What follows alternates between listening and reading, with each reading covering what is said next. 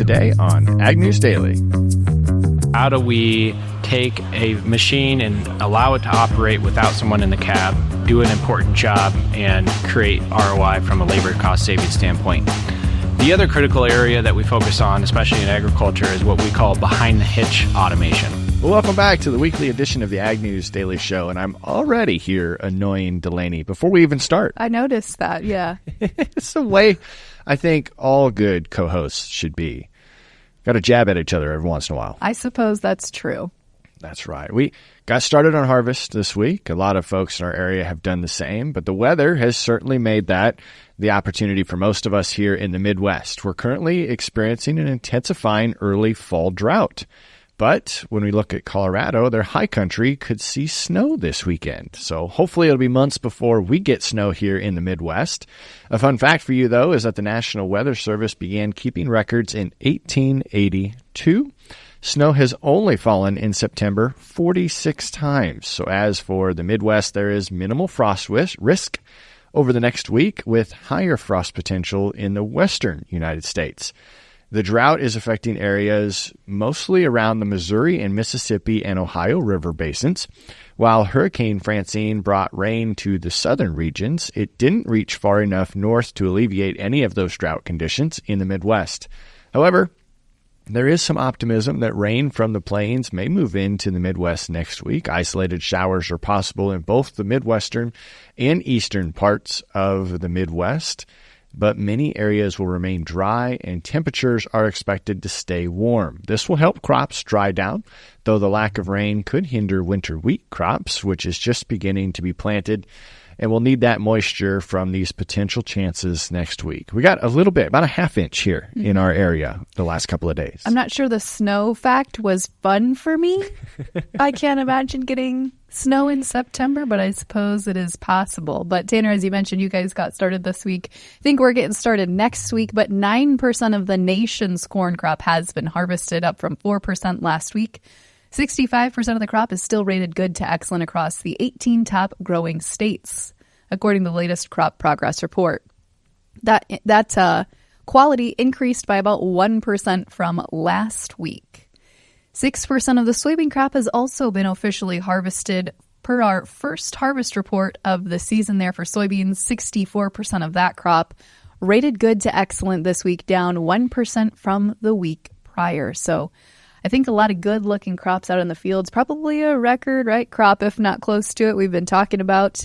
And on the spring wheat side, 92% of spring wheat is harvested, up from 1% from last year at this time. So a little bit of a harvest update there for us as well. Yeah, well, I think this is always the time of year where I talk about placing bets to see how much that's going to jump from week it is fun. to week to week. It is fun to do that. Maybe our listeners can get involved as well. That's right. That would be great. But we do have harvest season is always busy. It's filled with long nights and many challenges, and that's just as important to take care of yourself as it is any other time of the year. In FFA New Horizons article, a former FFA member said, and licensed professional counselor supervisor from Mississippi, shared 7 valuable tips for managing your stress during the harvest season.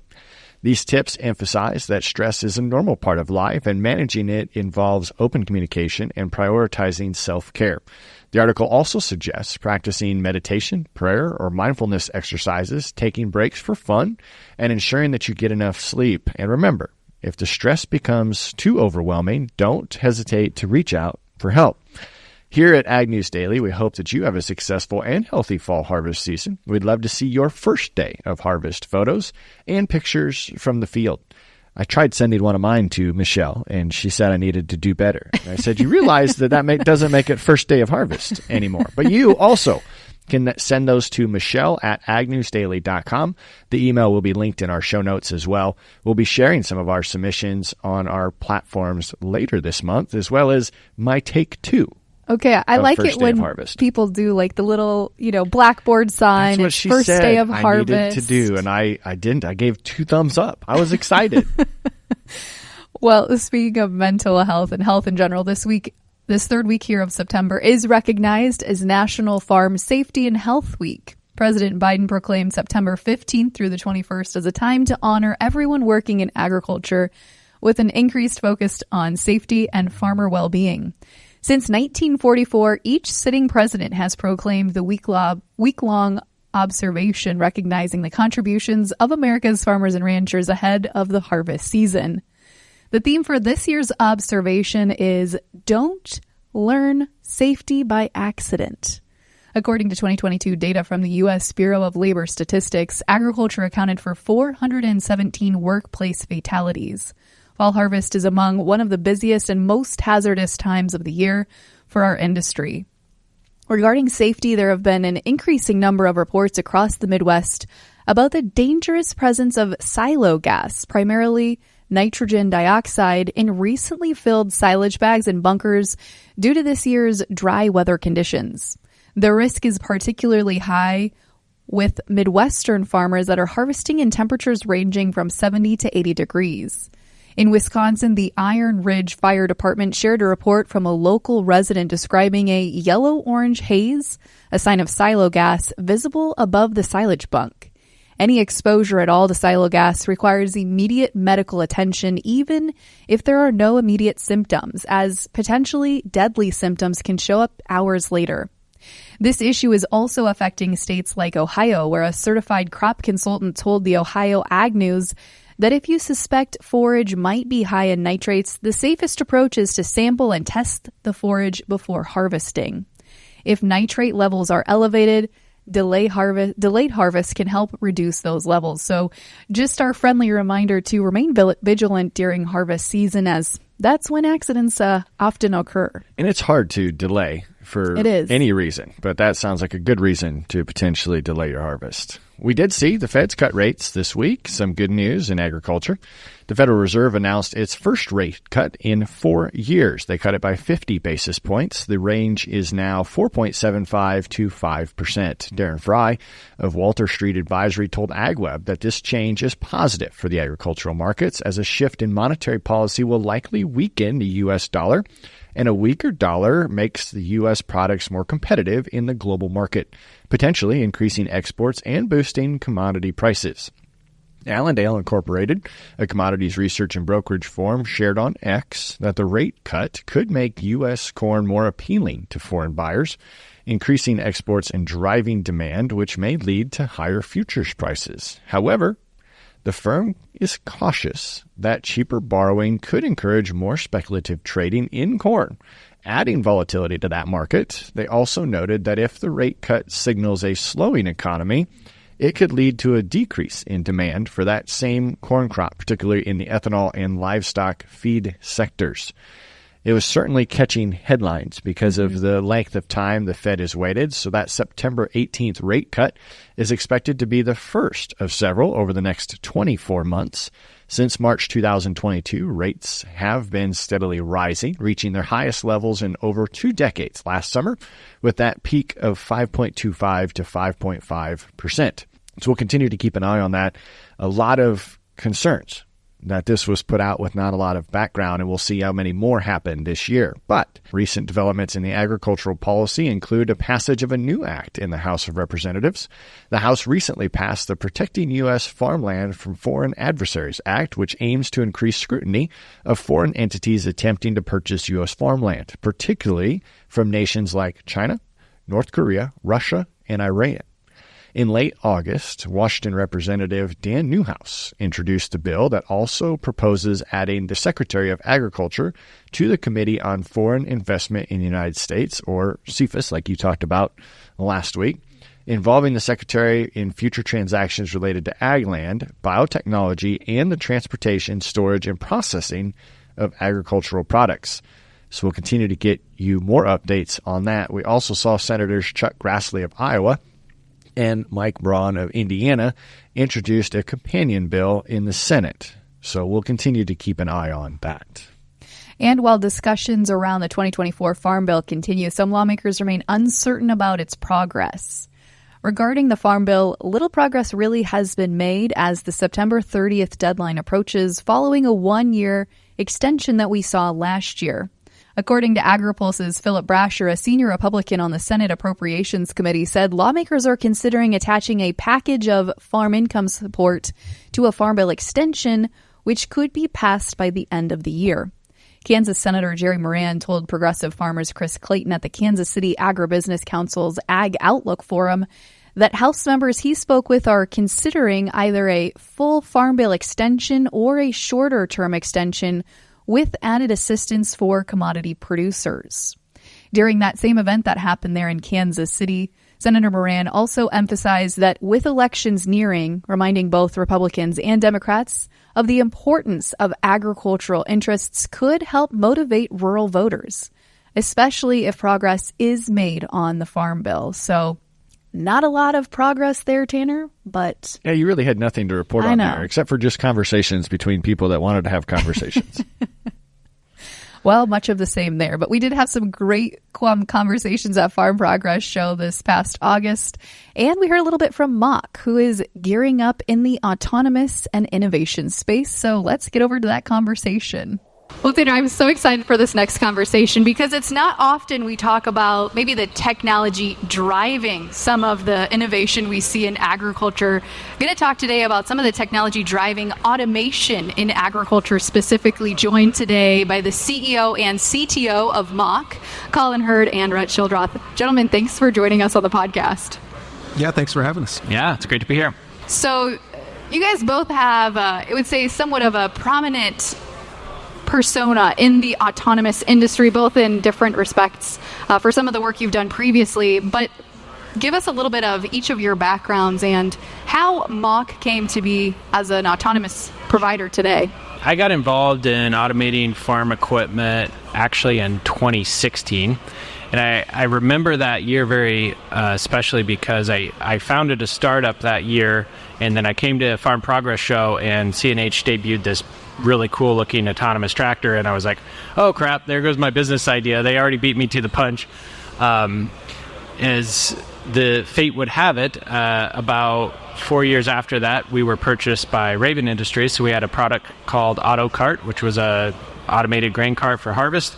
Raven Industries purchased it, and then about 2 years into Raven, I ended up being at C&H. So C&H, as many people know, bought Raven Industries in, I believe it was 2021.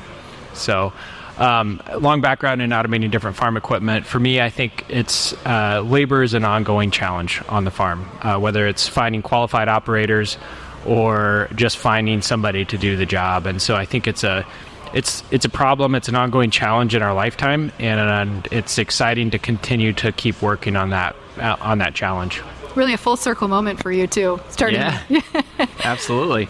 Right, you have a deep background in ag autonomy as well. Give us a little bit of your background and how that led you to Mach. Yeah, sure. Yeah. So I've got a few more years than Colin does under my belt.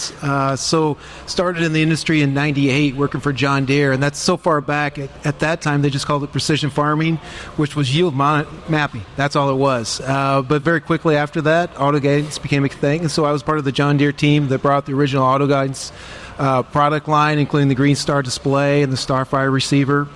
Left there to work for a company called Topcon to bring them into agriculture electronics as well. And then around 2012, came back to the Midwest, did a few things, but then very quickly started my own company called Red Shield Consulting, just focused in on providing consulting services within the precision ag industry. It started out just me and the dog, and I thought that's all that it was ever going to be, but the business grew to the point where we actually had a product line provide complete automation of an agricultural vehicle. And about that time, Colin knocked on my door. I'd done a little bit of work with him as an advisor in his Smart Ag days, and said he was forming this company around precision agriculture, and I was trying to figure out how I was going to grow my business. And the idea of working with Colin and some of the other people that he was bringing to the table was very appealing. So I merged my company into what's now Mach, and that's how I came to be here. I love that story, and I was going to ask how you guys had connected and where that path crossed. But now as Mach is continuing to build its portfolio, what are the key services that it offers? It's a great question, Tanner. So we really focus on two key aspects of automation, as you would call it. So one is full vehicle autonomy. How do we take a machine and allow it to operate without someone in the cab, do an important job, and create ROI from a labor cost savings standpoint? The other critical area that we focus on, especially in agriculture, is what we call behind-the-hitch automation. So a tractor is essentially the Swiss Army knife of agriculture, right? I mean, you can use the same machine to do hundreds of different jobs. Every one of those jobs has particular requirements about how the tractor should operate and especially what's going on behind the machine. And so there's a lot of effort around making implements and tools that hook up to automated tractors smarter and being able to sense their environment, sense how good of a job they're doing, and make adjustments so that if you're not in the cab, the machine is sort of in a self-sustaining state that it performs the job as good as or better in some cases than an operator might. And when you think about how Mach partners within the industry, we're not seeing Mach's products at a farmer level. You guys are working directly with OEM suppliers to provide hardware and software solutions. Thinking about the ag OEMs that you work with today, what are some of those common problems that they're coming to Mach and saying, hey, we need help figuring out how to address this piece of automation?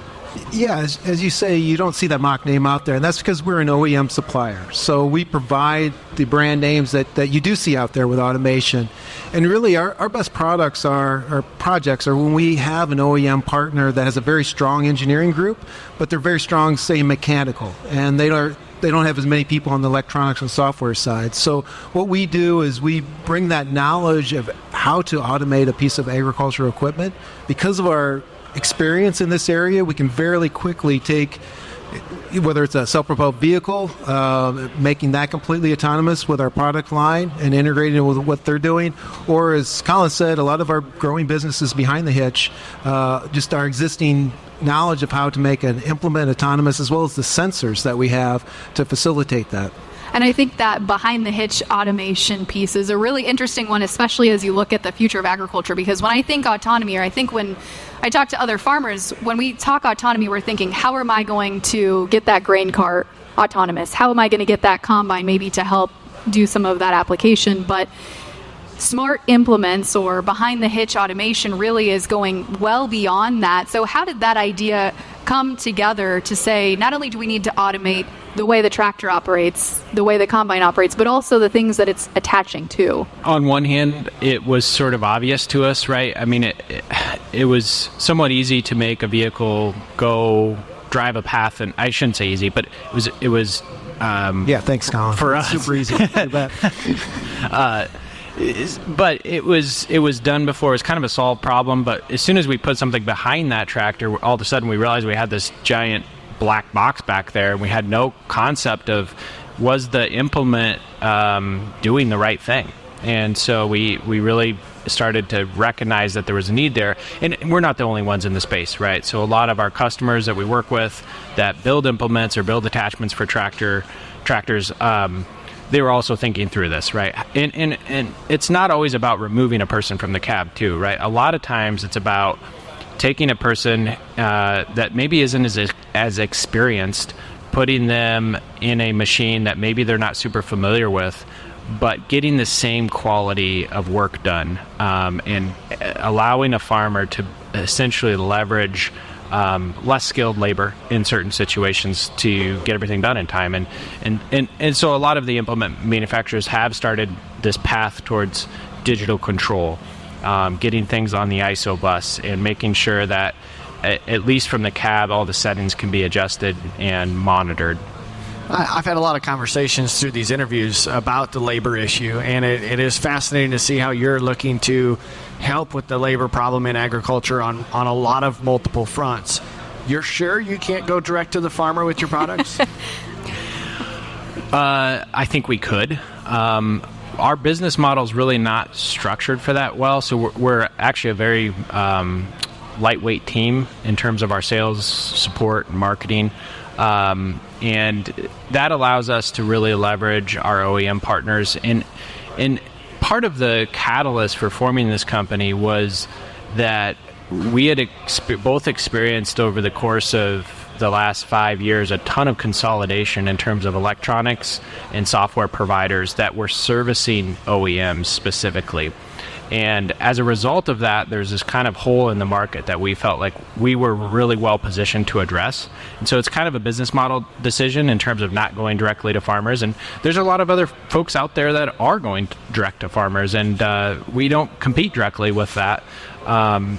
So, on one hand, sure, we could, and I think we're always open to ideas, but I think at the end of the day, we really want to focus on forming those good OEM relationships and enabling companies that build a really good product and have a really good brand to attach this type of technology to it. Now, I know some of the OEM suppliers you work with probably don't want you sitting here sharing a bunch of their trade secrets and projects they're working on, but are there any recent projects that you guys have done at Mach that really get you excited for the future of autonomy that you can maybe share a little bit with our listeners?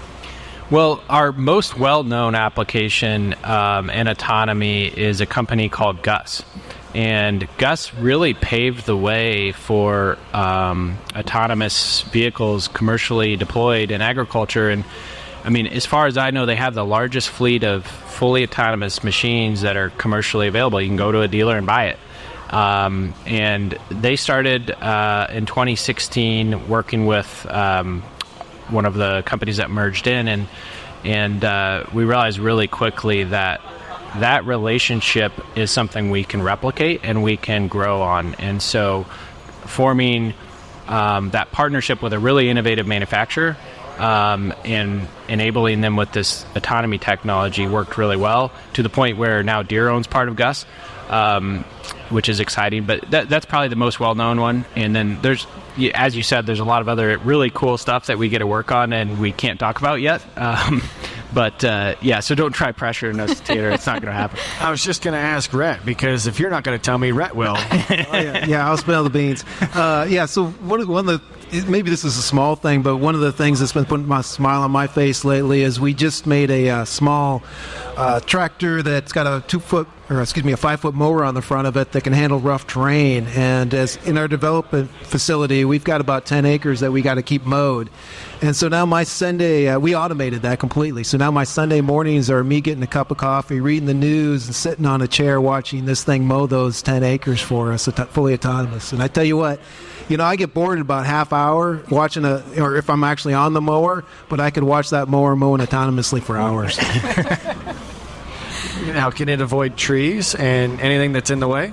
Yeah. So, what's also interesting about this mower is pretty much the same technology that we put on a 500 horsepower tractor is the same thing we're going to put on a 30 horsepower, mowing type of a package. So it's got the brains of our operation that we call Mach Command, and that's taking the job plan and figuring out what to do. But part of the things it takes in is our obstacle sensors. So we've got vision-based sensors, we've got physical bumpers as well for obstacle detection, as well as LiDAR on there. This particular one just has the vision system and a bumper. So it's looking out whether that's a human or an animal this way, or something as simple as a tree that it needs to avoid. As you guys look at the future of ag autonomy and maybe some of that visual component, like being able to avoid objects, avoid people, etc., what do you think the path to adoption looks like at the farm gate level? I know you guys don't work directly with farmers, but you both have agricultural backgrounds. So what do you think that autonomy adoption looks like across the industry? I think a big part of it is augmenting the farmer's knowledge, right? So I've never been on a farm, talked to a farmer who doesn't know how they want to do the job, right? They've had enough experience, they've learned enough from, maybe it's their parents and grandparents to say, this is how we farm this field, this is what's worked best over our combined, 30 plus years of experience farming this land, this is how we want to manage it. And so I think one of the things that drives adoption is that knowledge base that the farmer has can now get augmented into the software and the decision-making process that he's actually in control of in terms of how this machine does its operation. So I think that's one big thing that will drive adoption is when a farmer can understand that he can leverage his experience across a fleet of more than one vehicle. And so I think applications where a farmer is still in the field, but he's now in charge of 2 or 3 machines instead of just the one he's sitting in start to make a lot of sense. And they economically make sense too, right? There's a true ROI to that labor savings that he can justify making the investment in autonomy for. Yeah, it's exciting, and I don't even know the direction I want to take my next question. So maybe before we wrap up, did we miss anything that our listeners need to know about Mach and you guys? I think you did a pretty good job of kind of covering the essence of what we do. We have realized that, agriculture is probably our cornerstone and our background. There is other applications outside of agriculture where we can leverage this same type of technology and address. So whether that's in construction, mining, different types of equipment for different jobs. The labor challenge exists beyond ag. It's a pretty universal problem. Absolutely. Well, Rhett, Colin, before we let you go, where's the best place to go? I know we've got farmers listening, but we might have some OEMs or some folks that work in the agribusiness space as well that might want to find out more information about Mach. It's really easy. Our website address is mach.io, and you can find more information there and on LinkedIn and other places. That's great. Thanks for joining us. Thanks for having us. Thank you. It was an honor. Well, Delaney, I think it's time to take a look at markets. Certainly a lot of news coming out after the Feds dropped their rate, but Josh Linville's report says that this week's fertilizer update coming from him at StoneX highlights what's happening across the world and how it's affecting prices and supplies of fertilizer in the United States. When we first start taking a look at urea, the focus remains on the tightening supplies. Production remains offline for Brazil. The European Union remains at only 75% of normal, and exports are still largely non-existent in China. Linville told reporters that there are still many unanswered questions about where China's urea production is going, and there's concerns due to the country being such a vital part of that global market. In relation to corn values, Linville says that the New Orleans urea values are still decent, with being under all of previous years except in the 2019 and 2020 for this time period in that 5-year gap. Looking into urea ammonium nitrate, the biggest global supply issues remain in Trinidad due to short-term production reductions due to gas shortages, and the European Union also at 75% of normal. Russia continues to export at heavier than normal pace, which helps buyers for the most part. Linville says that UAN is priced well in relation to urea as it comes from that New Orleans perspective. We've got more fertilizer to look at. When you look at a quick phosphate market update, those Chinese exports are still continuing to disappoint, and India has approved a new subsidy program for its phosphate. Historically, India is the world's largest buyer of phosphate, so Linville says we should be seeing a lot of buying happening, and that's going to drive market changes.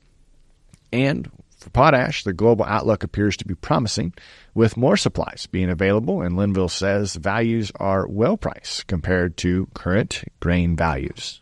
Well, as we look at grain values for the week, Tanner, we certainly saw some choppy trading here. Markets really unable to find their footing. Between the federal rate interest cut, weather, and now harvest underway, grains certainly have some mixed fundamentals to go off of here. When we take a look at the corn markets, adding pressure to corn this week is the ongoing rail transit issues in Mexico. The Union Pacific has suspended rail movement into Mexico until it sees improvement in delays at border crossings. These are causing equipment shortages and delayed exports via rail. Additionally, the large crop that's in the field is likely to limit any upside potential here, big moves that we may see in new crop corn.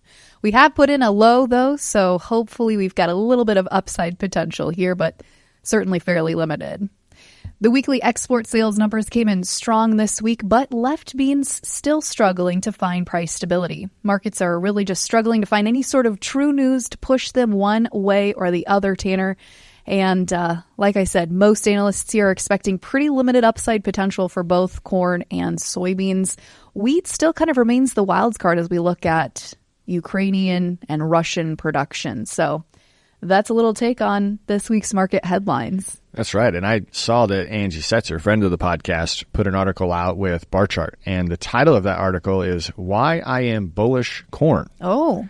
So she's making waves, of course, not hitting necessarily viral status, but a lot of discussion happening online around that article. So go check it out. Bar chart. She says all you got to do is Google her name, and that article seems to be popping up.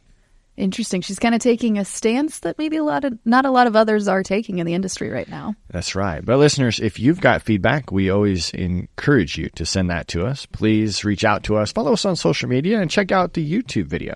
So that way you can tell me that I'm right when Delaney wears the same outfit every time we record this podcast. And don't forget to send us your first day of harvest photos. You can email those to Michelle@agnewsdaily.com, or just tag us on social media when you get those posted so we can see those and reshare them, Tanner.